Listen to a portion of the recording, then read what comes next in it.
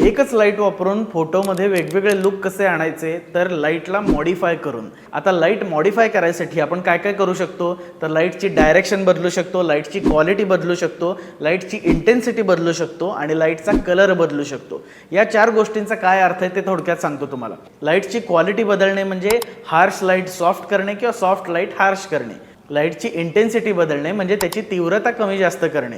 लाईटची डायरेक्शन बदलणे म्हणजे लाईट तुमच्या सब्जेक्टवर डायरेक्ट पडतोय का रिफ्लेक्ट होऊन दुसरीकडून इनडायरेक्टली पडतोय हे बघणे। आणि लाईटचा कलर बदलणे हे काय एक्सप्लेन करण्यासारखं नाहीये, ते आपल्याला माहितीच आहे। पण सगळ्यात महत्त्वाचं म्हणजे हा लाईट आपल्याला का मॉडिफाय करावा लागतो हे आपण बघणार आहोत। त्यासाठी मी तुम्हाला 3 लुक करून दाखवतो।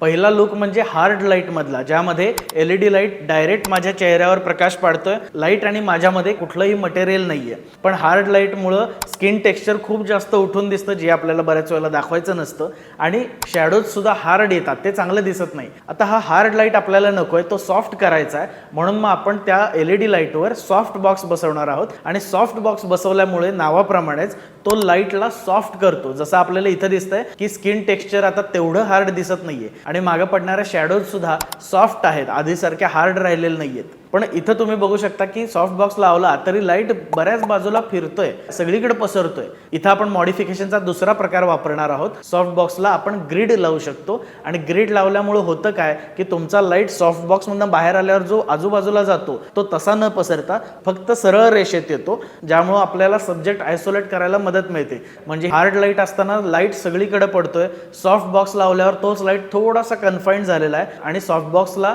ग्रिड लावल्यावर तो लाईट अजून कन्फाइंड झालेला आहे। तर अशा पद्धतीने एकच लाईट असून सुद्धा तो मॉडिफाय करून तुम्ही वेगवेगळे लुक तुमच्या फोटो किंवा व्हिडिओमध्ये मिळवू शकता। ही माहिती तुम्हाला कशी वाटली मला कमेंट बॉक्समध्ये नक्की सांगा आणि फोटोग्राफीच्या अशाच कंटेंटसाठी चॅनलला सबस्क्राइब करायला विसरू नका। जय श्री पिक्सेल प्रसन्न।